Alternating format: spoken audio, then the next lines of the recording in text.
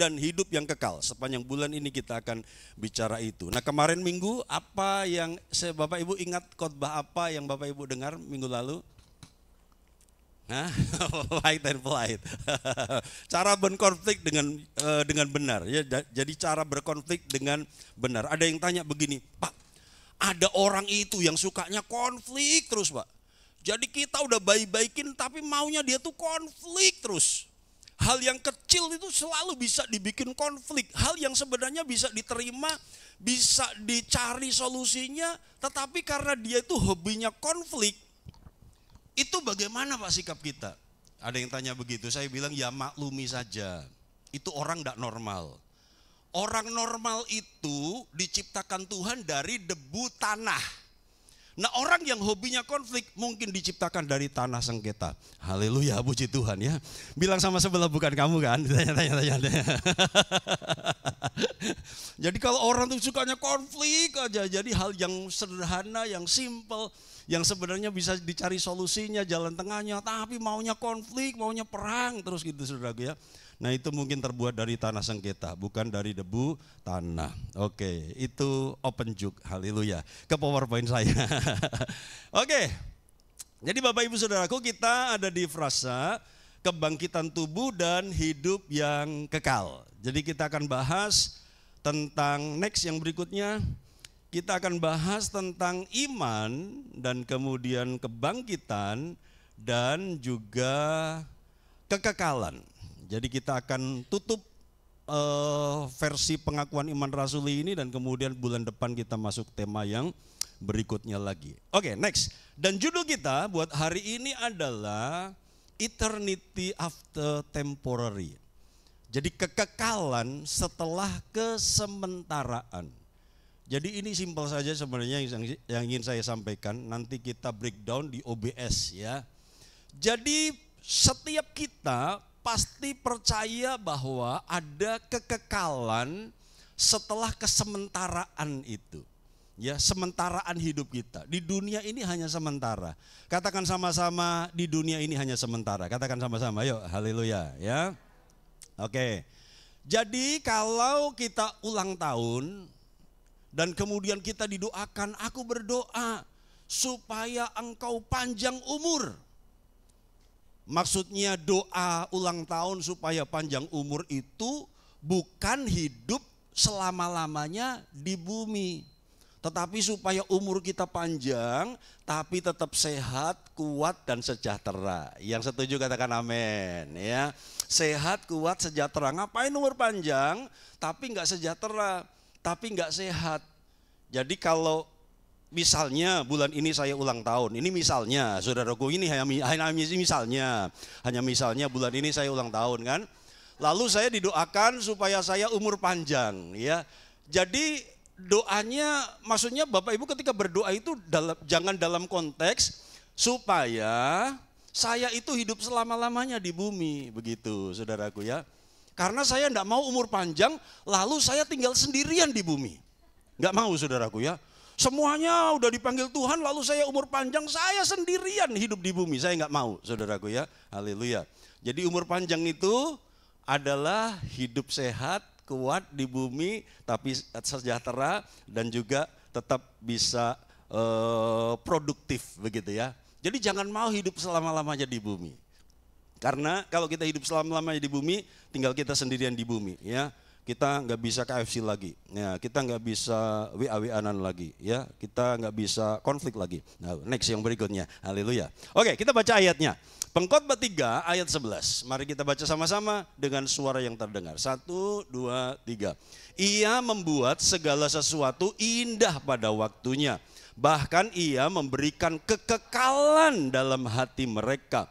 Tetapi manusia tidak dapat menyelami pekerjaan yang dilakukan Allah dari awal sampai akhir. Katakan sama-sama, Tuhan memberikan kekekalan dalam hatiku. Katakan sama-sama. Oke, katakan lagi, tetapi aku tidak dapat menyelami. Katakan. Iya. Bilang sama sebelah, karena aku bukan penyelam. Katakan begitu, haleluya, puji Tuhan. Bapak Ibu Saudaraku, Tuhan membuat segala sesuatu indah pada waktunya.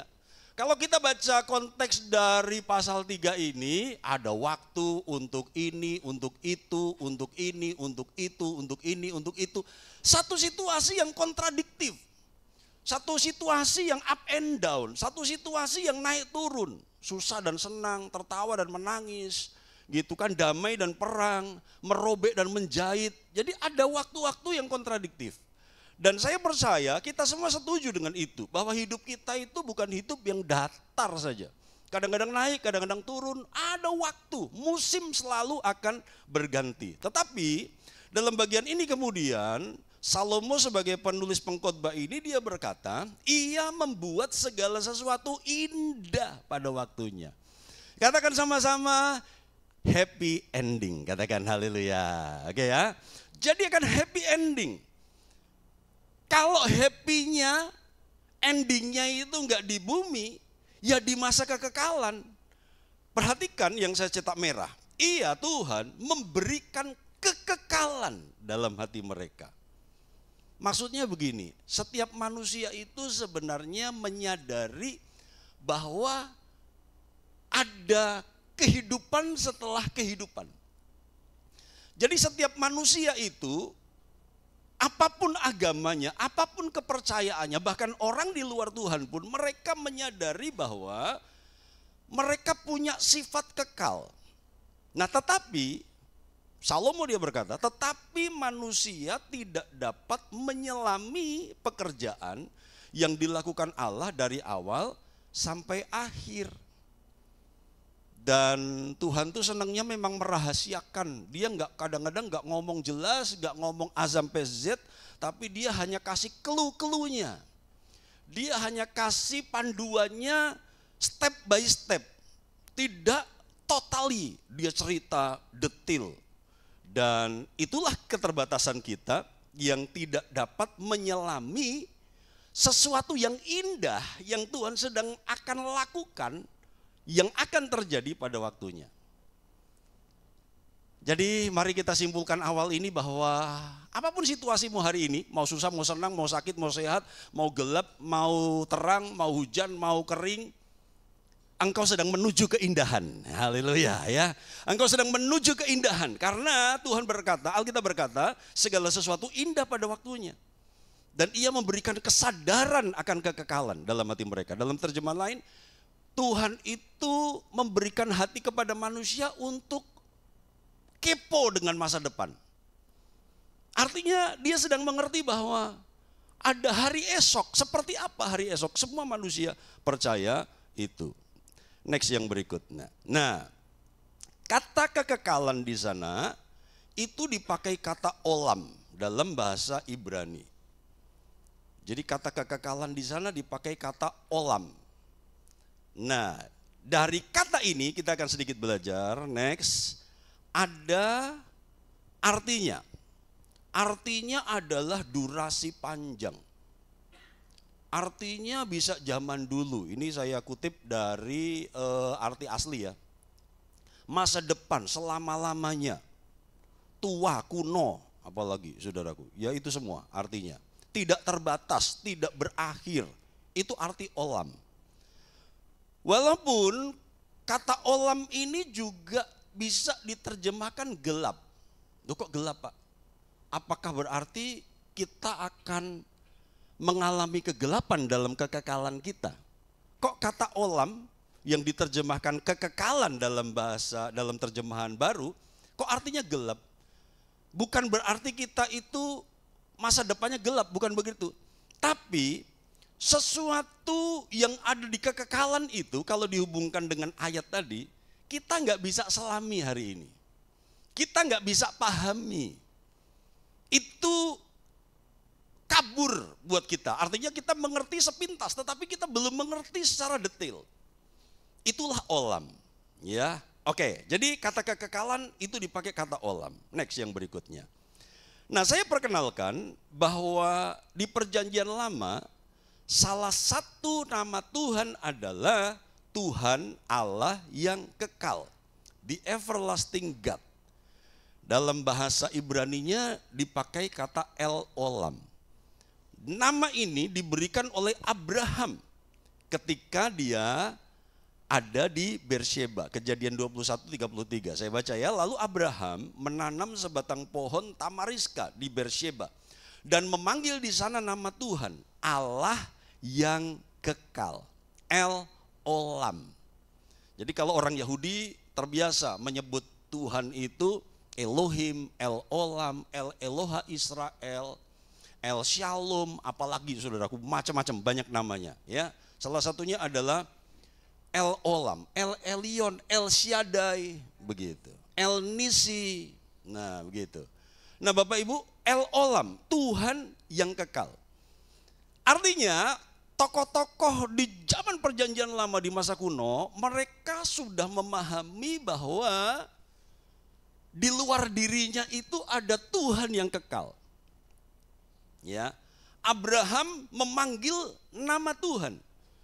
Jadi di Alkitab itu manusia bisa kasih nama Tuhan sesuai dengan pengalamannya.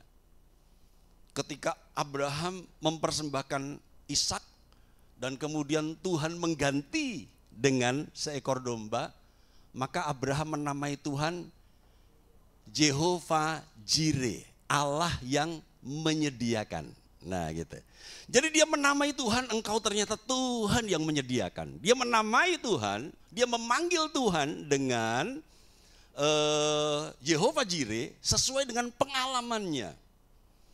Ketika Musa mengangkat tangan dan orang Israel berperang melawan orang Amalek, dan kalau Musa mengangkat tangan orang Israel menang, kalau Musa capek turun tangan orang Israel kalah, dan kemudian endingnya menang, maka Musa menamai Tuhan dengan Jehovah Nisi, Tuhan panji-panjiku. Nah Bapak Ibu Saudaraku, miliki pengalaman dengan Tuhan, dan engkau boleh pakai istilah apapun untuk menggambarkan Tuhan yang dahsyat, yang kuat, yang perkasa, yang baik itu. Yang mengerti katakan amin, haleluya ya. Jadi kita harus berkata dan mengalami Tuhan itu guruku, Tuhan itu juru selamatku, Tuhan itu juru mudiku, Tuhan itu hakimku, Tuhan itu pembelaku. Apalagi saudara, Tuhan itu penjagaku, Tuhan itu penuntunku, naunganku, apa saja. Ya, makanya Tuhan berkata, aku adalah aku. I am who I am. Ya, lanjut yang berikutnya. Nah, mengapa manusia bisa menyadari kekekalan dalam hidupnya? Jawabannya adalah yang pertama, sesuai ayat tadi, Pengkhotbah 3 ayat 11, itu diberikan Tuhan dalam hati manusia. Jadi kesadaran akan kekekalan kehidupan itu diberikan Tuhan di dalam hati manusia.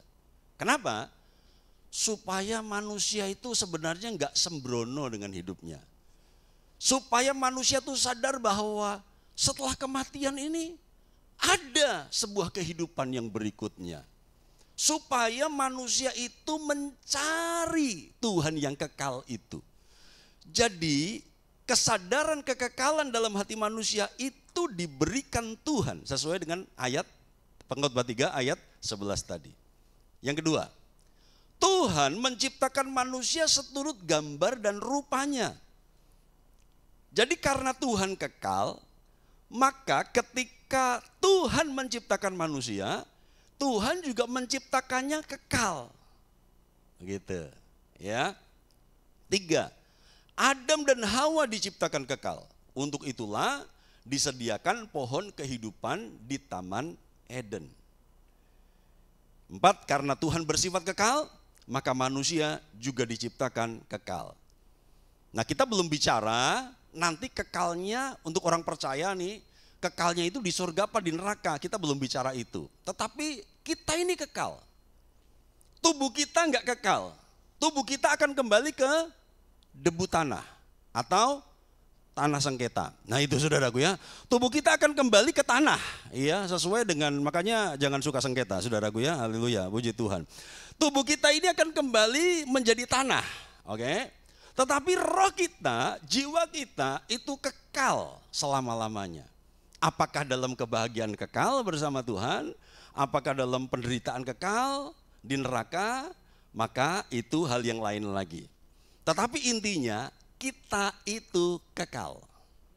Haleluya ya. Katakan sama-sama, aku ini kekal, bilang saudaraku, haleluya ya. Kita ini akan ada selama-lamanya, haleluya. Kita ini ada selama-lamanya bersama-sama dengan Tuhan, ya. Oke, mantap, lanjut. Next. Sebagai ciptaan yang termulia dengan misi yang dahsyat, tidak mungkin Tuhan menciptakan manusia itu hanya untuk hidup singkat. Jadi ketika Tuhan ciptakan Adam dan Hawa, memang konsepnya, tujuan awalnya adalah memenuhi bumi, menguasai dan menaklukkan. Ini ciptaan yang paling mulia.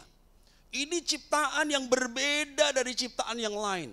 Yang mirip dengan Tuhan, diciptakan sesuai dengan gambar dan rupa Tuhan. Jadi misinya dahsyat. Tugasnya berat, maka Tuhan pasti akan bikin satu makhluk yang super kuat. Dan Tuhan tidak mungkin menciptakan sesuatu dengan untuk hal yang lemah, untuk hal yang tidak mampu. Manusia itu awalnya diciptakan untuk kuat. Nah, lihat dalam keberdosaannya saja Adam bisa mencapai umur 930 tahun. Ini sudah berdosa. Ya, tapi umur panjang. Coba tanya sebelahmu, mau tak doakan sampai umur 900? Tanya. Haleluya ya. Saya enggak mau. Ya. Saya enggak mau sampai 930 tahun. Saya enggak mau, saudaraku ya. Nanti kenapa? Kalau kumpulan terah susah, saudaraku ya. Haleluya ya. Itu harus nyewa stadion Musuh Broto. Haleluya ya. Harus nyewa stadion Sanden untuk kumpul terah Mbah Deni, saudaraku ya. Haleluya ya. Saya akan ada di tengah dan dirayakan. Dan kemudian yang berikutnya, saya susah niup lilinnya, haleluya ya. Kenapa? Lilinnya 930, saudaraku, haleluya ya. Itu perlu dari subuh sampai maghrib, saudaraku, untuk niup 930 lilin ya. Jadi saya nggak mau sampai umur 930, haleluya.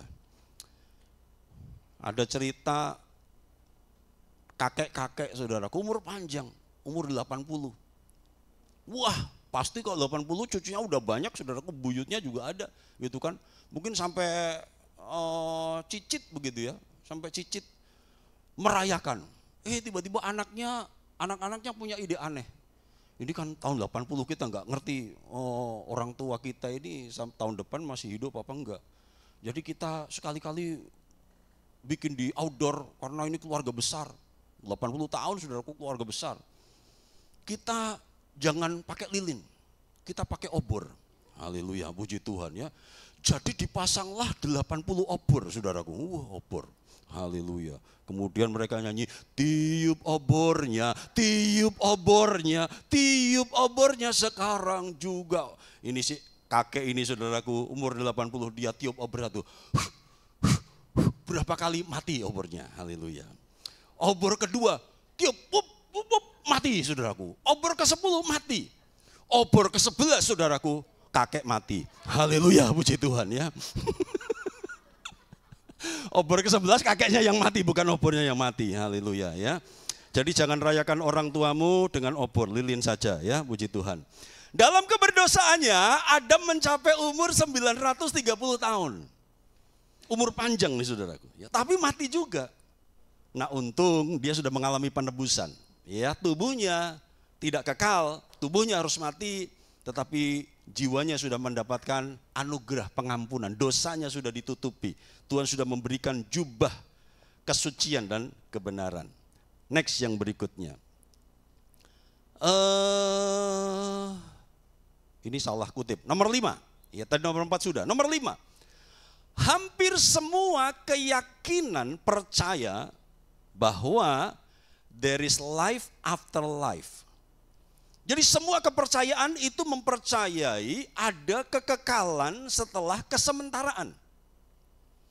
Jadi ada yang percaya surga dan neraka, tapi tidak semua agama percaya surga dan neraka. Apapun namanya, ada yang nirwana, ada yang apalah namanya. Pokoknya setelah mati itu orang akan senang ketika hidupnya baik, akan susah ketika hidupnya jahat, gitu ya. Hampir semua kepercayaan mempercayai itu. Surga dan neraka dengan berbagai nama versinya. Kalau ada kepercayaan yang tidak mempercayai surga dan neraka, mereka mempercayai reinkarnasi. Artinya kehidupan kita ini akan berubah setelah kematian. Apakah lebih baik, apakah lebih buruk. Tetapi benang merahnya adalah, persamaannya adalah semuanya percaya ada kehidupan setelah kehidupan. Setelah kematian tubuh. Jadi hidup dan mereka tetap hidup, kekal selama-lamanya. Itu membuktikan Pengkhotbah 3 ayat 11 itu benar, tidak salah. Bahwa semua orang menyadari hidupnya itu kekal. Next, yang berikutnya. Berikutnya ada argumentasi dari filosofi. Nah Bapak Ibu, pemikiran ini sebenarnya sudah menjadi pemikiran dari para pemikir kuno. Jadi karena kita tidak sedang belajar filsafat, tapi kalau kita memperhatikan pendapat-pendapat para filsafat yang jelimet itu saudaraku, mereka pun menyadari bahwa jiwa ini kekal. Cuma teorinya kemudian bermacam-macam. Kalau kita kan jelas setelah kematian itu ada di surga apa di neraka. Nah mereka punya argumentasi yang berbeda-beda, yang berputar-putar mencoba menyelidiki. Tetapi intinya mereka itu sudah percaya sejak zaman kuno bahwa manusia itu kekal. Kemudian argumentasi dari moralitas, maksudnya begini, orang itu percaya begini, aku harus hidup baik supaya kehidupan setelah kematian itu juga baik. Hukum moral di mana-mana itu nggak suka kejahatan, mau hukum adat, mau hukum negara. Mereka semua pasti anti dengan kejahatan. Saya sudah terangkan hari Jumat bahwa ketika buah roh itu terjadi dalam hidup kita, tidak ada hukum yang menentang. Tidak ada hukum yang menentang. Tetapi perbuatan daging 15 plus itu pasti berlawanan dengan hukum. Artinya orang tuh ngerti, iya kalau orang jahat aja di penjara, kalau orang salah aja dapat konsekuensi di bumi, ketika dia hidup di bumi, mosok sih kalau orang jahat setelah mati lalu biasa-biasa masuk surga. Kesadaran itu ada pada semua orang. Nah tinggal mereka peka atau tidak, mereka taat atau tidak dengan suara di hati nurani itu. Ya. Kemudian ada argumentasi dari Alkitab. Ada banyak ayat di Alkitab yang menunjukkan bahwa manusia itu kekal. Jelas kalau Alkitab sudah kita nggak usah bantah ya. Tetapi intinya Tuhan memberikan kekekalan di dalam hati manusia itu benar. Katakan sama-sama, aku kekal itu pasti. Katakan sama-sama, haleluya, puji Tuhan. Next yang berikutnya. Lah pertanyaannya adalah bagaimana kita memahami yang gelap, yang kita nggak tahu di area kekekalan itu. Sementara kita belum ada di sana.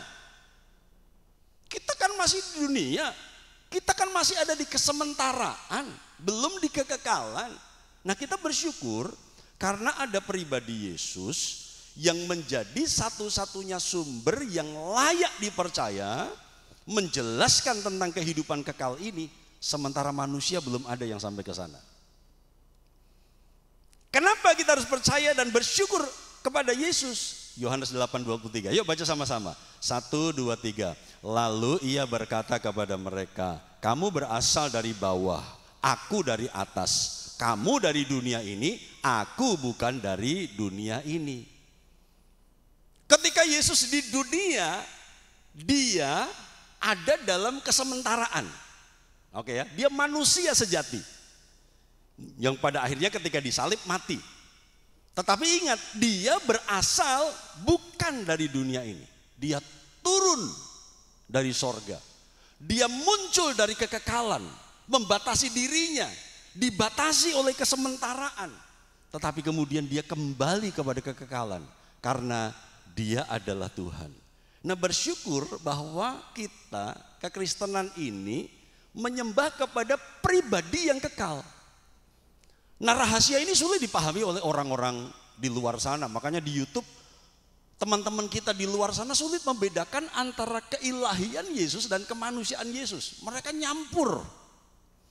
Mereka mencoba berpendapat dengan ketidaktahuan mereka. Makanya kekristenan adalah sesuatu yang unik karena kita percaya kepada Yesus yang menjadi manusia tetapi dia juga Tuhan. Katakan sama-sama, inilah uniknya kekristenan. Katakan sama-sama, haleluya, puji Tuhan ya. Sementara di kepercayaan yang lain mereka berpatokan kepada manusia. Manusia. Mereka berpatokan kepada manusia yang created being. Jadi mereka mengacu kepada ajaran-ajaran manusia yang adalah ciptaan, bukan pencipta. Yohanes 3 ayat 13. Mari baca sama-sama lagi, 2, 3. Tidak seorang pun yang telah naik ke surga selain daripada Dia yang telah turun dari surga, yaitu Anak Manusia.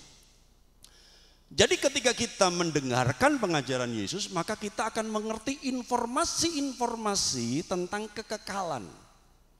Walaupun belum sepenuhnya dibuka, dibukanya sedikit-sedikit, tetapi datanya, tetapi apa yang disampaikan itu valid. Karena dia pribadi yang kekal. Dia tahu segalanya, tapi dia buka sedikit-sedikit buat kita. Kita nggak mungkin nerangin internet kepada semut, saudaraku ya. Semut diajari WA gitu, saudaraku, nggak akan pernah bisa, saudaraku, terlalu tinggi, nggak tercapai gitu. Nah kita semutnya gitu. Nah internet itu gambaran kekekalan misalnya begitu, nggak tercapai. Jadi mari kita belajar dari firman Tuhan, belajar dari Yesus, setahap demi setahap, pelan-pelan, saudaraku, enggak apa-apa. Tapi kita semakin maju untuk memahami bahwa kekekalan di dalam Yesus itu sesuatu yang pasti. Katakan amin sama-sama, haleluya ya. Kekekalan itu sesuatu yang pasti. Nah, kapan hidup kekal itu dimulai? Saya mau tanya. Oke, sebelum ke halaman berikutnya. Halaman berikutnya kita akan jawab. Menurut Bapak Ibu, kapan hidup kekal itu dimulai? Saya tadinya berpikir bahwa hidup kekal itu dimulai setelah saya mati. Setelah saya mati, saya akan memasuki hidup kekal. Tapi saya ketemu ayat ini dan pandangan saya berubah. Next, coba. Lihat. Yohanes 17 ayat yang ketiga.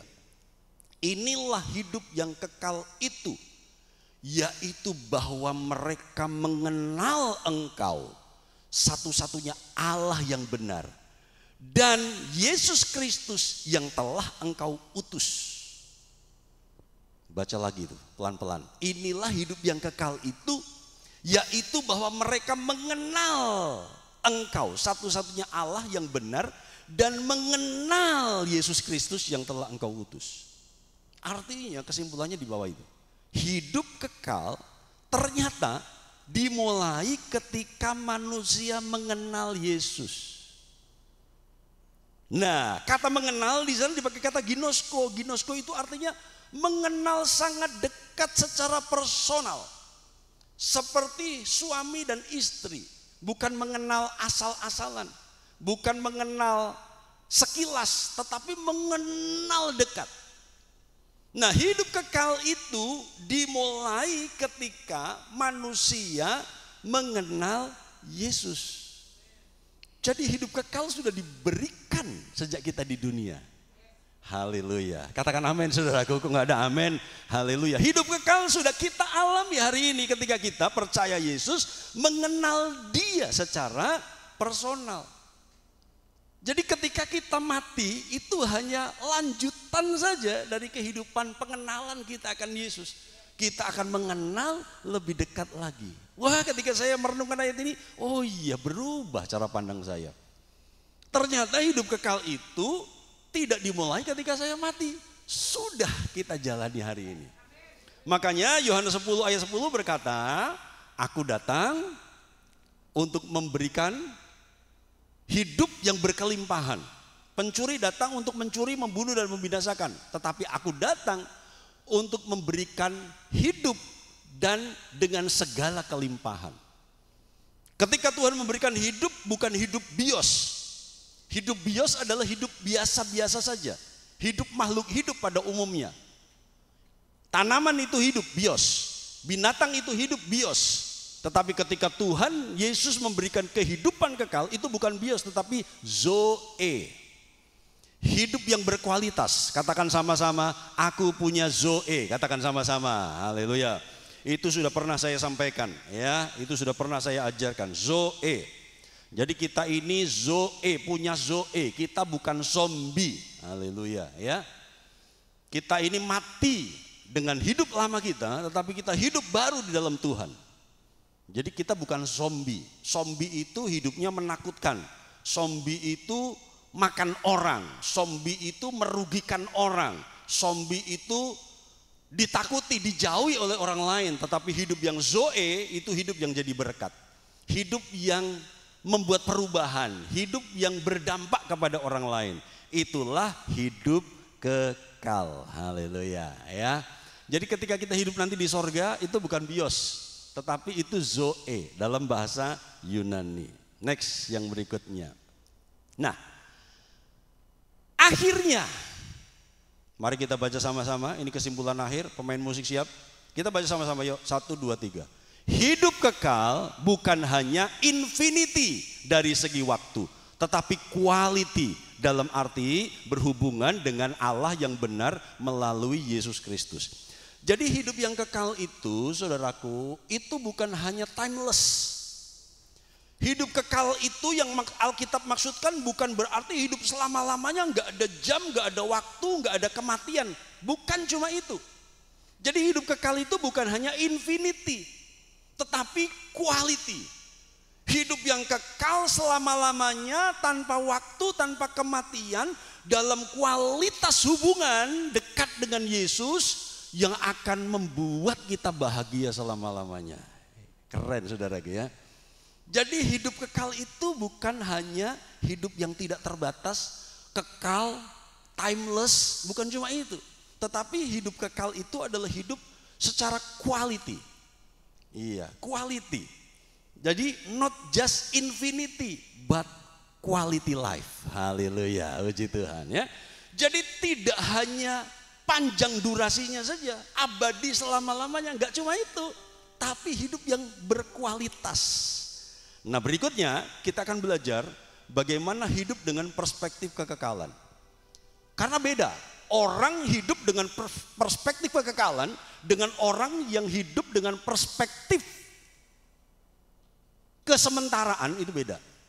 Itu beda, kita akan belajar next berikutnya. Oke, G, haleluya. Kami mengucap syukur karena kami sedikit memahami hidup kekal di dalam Tuhan. Kami bersyukur karena Tuhan merancangkan kami hidup dengan kualitas tertinggi di alam semesta dan di sepanjang kehidupan kami. Tidak ada hidup yang lebih berkualitas selain ketika kami hidup di dalam Tuhan, mengenal Engkau. Karena itu sebelum kita menyanyi, Bapak Ibu Saudaraku jemaat, mari mengucap syukur buat hidup yang berkualitas.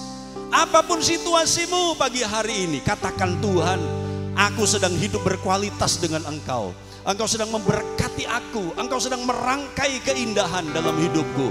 Apapun situasinya, aku percaya segala sesuatu indah pada waktunya. Engkau yang tahu waktu yang terbaik itu bagiku. Kami mengucap syukur Tuhan buat kualitas kehidupan. Syukur ada Tuhan yang bisa kami andalkan. Syukur ada Tuhan yang bisa kami sembah. Syukur ada Tuhan yang bisa jadi tempat pelarian, tempat curhat, yang membela kami, yang mengerti kami, menerima kami apa adanya, yang membimbing kami kepada kebenaran. Terima kasih Tuhan, Engkau dahsyat dalam hidup kami. Engkau Tuhan ajaib dalam hidup kami. Engkau Tuhan ajaib dalam hidup kami. Betapa dahsyat Engkau Tuhan, pencipta segala yang ada, dulu sekarang sampai selamanya. Hanya Engkau Tuhan, tak terselami pikiranmu, tak terukur panjang setiamu, dulu sekarang sampai selamanya.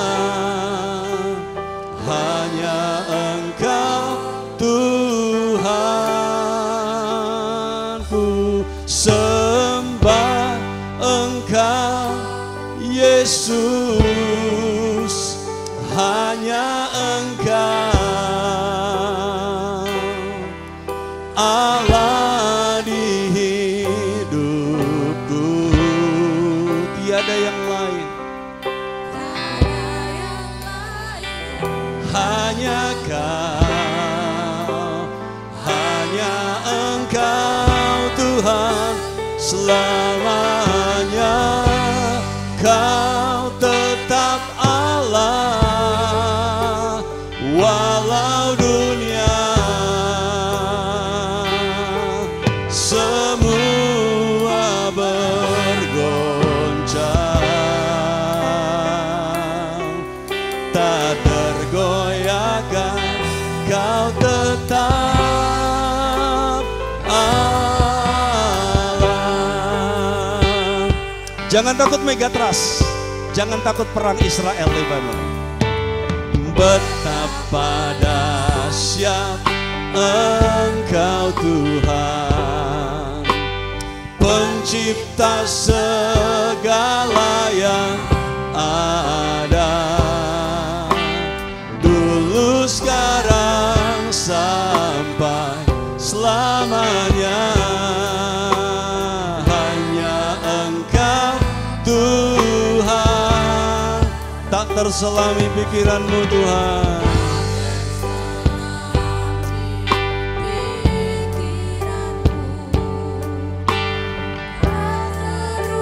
Amin. Dulu, sekarang, sampai selama-lamanya.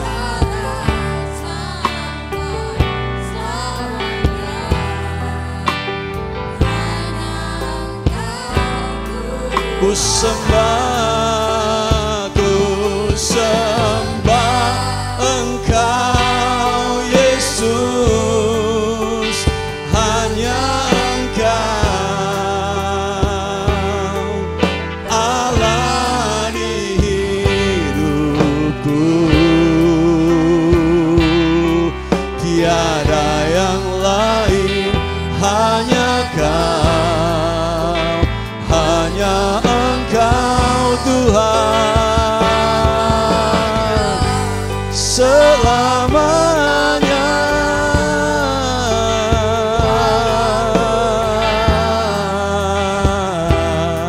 Semua bergoncang,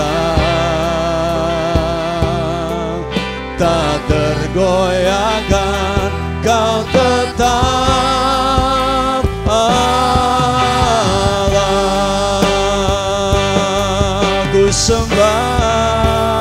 Ku sembah Engkau Yesus, pribadi kekal yang pernah mengalami menjadi manusia. Kau menjadi harapan,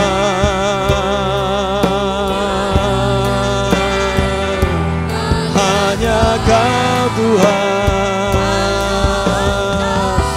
selamanya.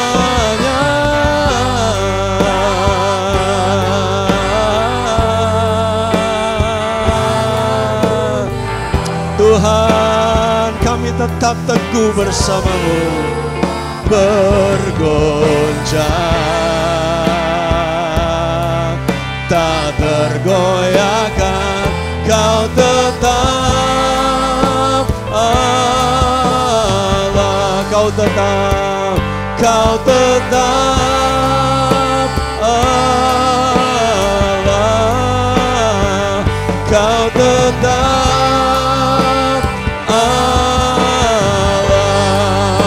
Mari sembah Dia di tempat dudukmu. Haleluya, Kau Maha Kuasa, andalanku selamanya.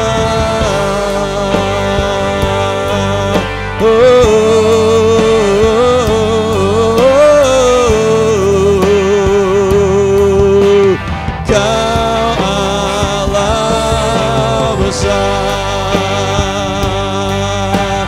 Kau Allah dahsyat. No one else like You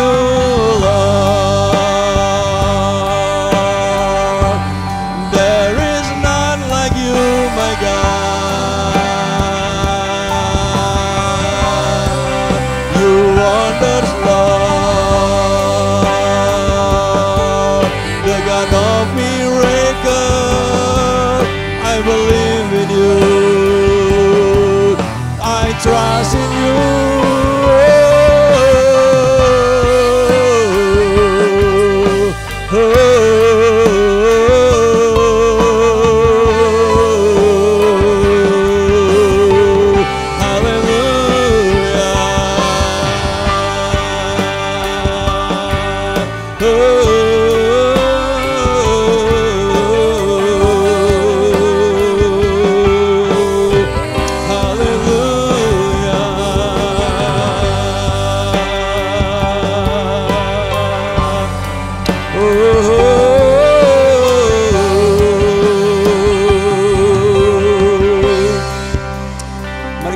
Bersama-sama siapkan hati kita, terima tubuh dan darah Yesus.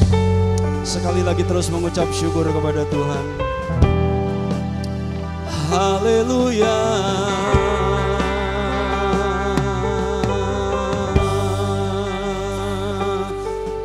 Haleluya. Mari pelayan-pelayan maju ke depan, silakan. Haleluya.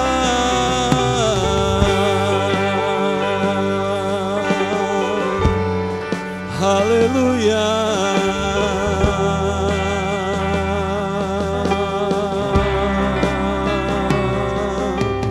Kami bangga punya Tuhan yang kekal. Kami bangga punya Tuhan yang dahsyat. Kami bangga punya Tuhan yang tidak ada duanya. Terima kasih Tuhan. Terima kasih Tuhan. Bapak, terima kasih Tuhan. Sebentar kami akan mengingat kasih Tuhan sebagai bukti Engkau ingin kami ada dalam kekekalan bersamamu.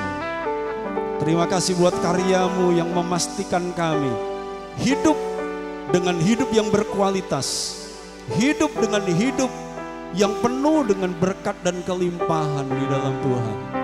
Berbicara kepada setiap umat-umat-Mu. Kalau ada yang datang dengan terluka, sembuhkan Tuhan. Kalau ada yang datang dengan kecewa, Tuhan bebat dan jamah hatinya. Kalau ada yang datang dengan susah, dengan pergumulan, Tuhan sentuh hatinya dengan hadirat-Mu. Kalau ada yang datang dengan pertanyaan, biarkan Engkau memberikan jawaban. Kalau ada yang datang dengan ragu-ragu, biarkan Engkau memberikan kemantapan yang baru Tuhan. Terima kasih Tuhan. Kami terima tubuh dan darah-Mu, berkati pelayan-pelayan-Mu, berkati anak-anak-Mu. Dan biarkan kami mengingat kasih-Mu dalam hadirat-Mu dalam nama Yesus. Haleluya. Amin. Silakan duduk. Bapak Ibu akan dilayani. Izinkan saya menyanyi satu lagu. There is none like you. No one else can touch my heart like you do. I could search for all eternity long and find there is none like you. There is none like you. No one else can touch my heart like you do. I could search for all eternity long and find there is none like you. Tiada seperti Kau. Sama-sama. Tiada seperti Kau yang telah menjamah segenap hatiku, yang telah menjamah segenap hatiku. Tak seorang pun di dalam hidup ini, di dalam hidup ini seperti Kau, Yesus. Tiada seperti Kau, tiada seperti Kau yang telah segenap hatiku. Tak seorang pun di dalam hidup ini seperti Kau, Tuhan. There is none like You. There is none like You.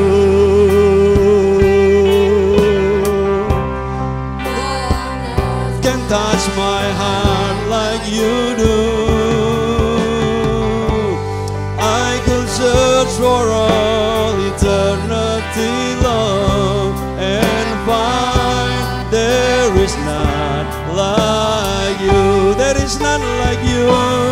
Katakan, tidak ada yang seperti-Mu, Tuhan. Oh, no one else can touch my heart like You do. I could search for all eternity long and find there is none like You. Saya percaya setiap kita mengerti artinya ketika hati tersentuh. Engkau bisa tersentuh ketika seorang baik kepadamu. Engkau bisa tersentuh karena engkau mengalami pertolongan, kasih, perhatian. Tetapi tidak selamanya sentuhan manusia itu akan memuaskan kita. Pujian ini berkata, tidak ada yang bisa menjamah hatiku selain Tuhan Yesus. Dia yang memberikan kekekalan di hati manusia. Dia yang bisa memahami hatimu. Orang terbaik di dekatmu sekalipun kadang-kadang gak bisa pahami dirimu. Tetapi biarkan pagi hari ini sebelum kita berdiri, saya mau kita menyembah agak lama. Saya mau di tempat dudukmu, engkau ketemu Tuhan. Engkau berkata bahwa tidak ada yang seperti-Mu, Tuhan.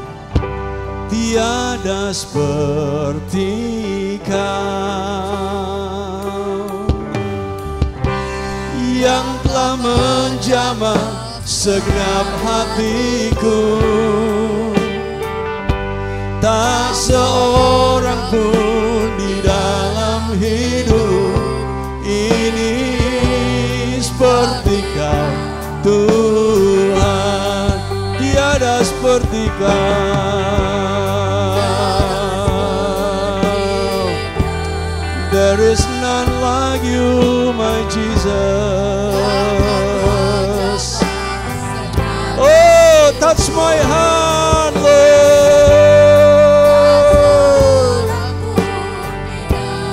Hidup ini seperti Kau, Yesus. Kasih-Mu seperti sungai, kasih-Mu seperti sungai mengalir. Kuasa-Mu menyembuhkan, menyembuhkan. Air mataku Engkau hapuskan, Engkau hapuskan. Tiada seperti Kau, tiada seperti Kau. Kasih-Mu, kasih-Mu seperti sungai mengalir. Kuasa-Mu menyembuhkan.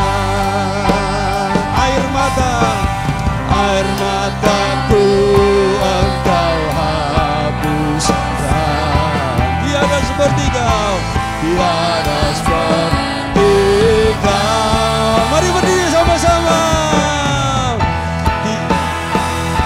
Oh, tiada seperti Kau yang telah menjamah segenap hatiku.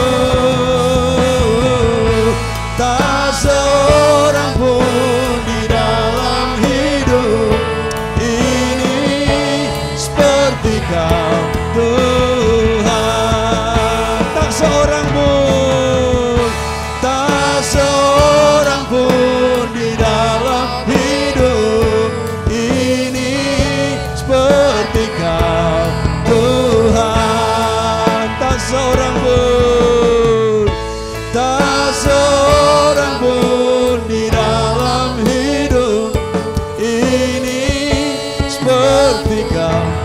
Tuhan. Mari angkat tubuh Kristus di tangan kanan kita. Sebelum kita makan, mari sama-sama mengucap syukur. Terima kasih buat kepastian kekekalan di dalam Tuhan. Terima kasih buat sorga yang sudah dimulai hari ini. Terima kasih buat hidup yang berkualitas sejak kami kenal Tuhan. Apapun situasi kami hari ini, kami punya hidup yang baik. Kami punya hidup yang pasti. Kami punya hidup yang terjamin. Kami punya hidup yang diperhatikan. Kami punya hidup yang dipedulikan oleh Tuhan. Terima kasih buat jaminan Tuhan.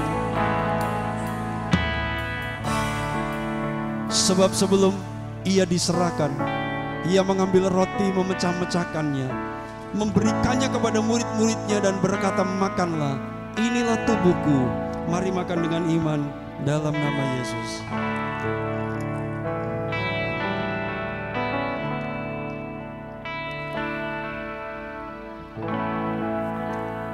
Melayani,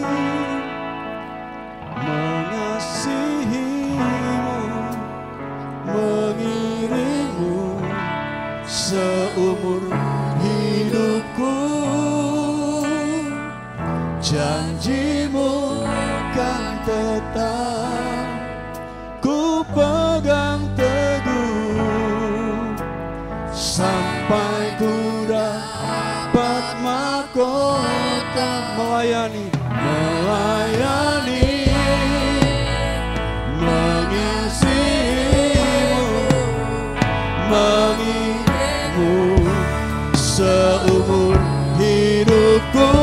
Janjimu, janjimu kan tetap ku pegang teguh sampai aku dapat mahkota.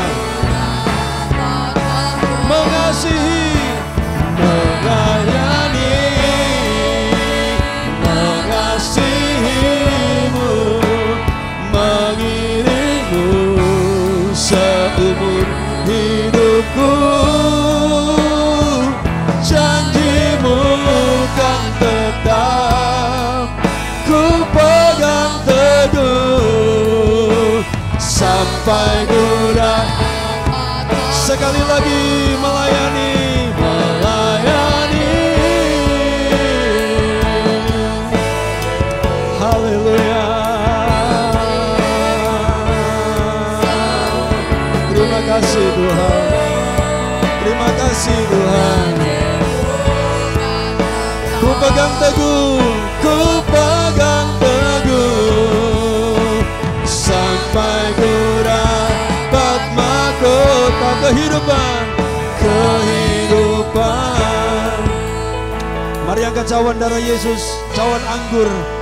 Dan setelah itu dia berkata, inilah darahku, darah perjanjian yang ditumpahkan bagi banyak orang. Perbuatlah setiap kali kamu mengingat akan aku. Mari minum dengan iman dalam nama Yesus.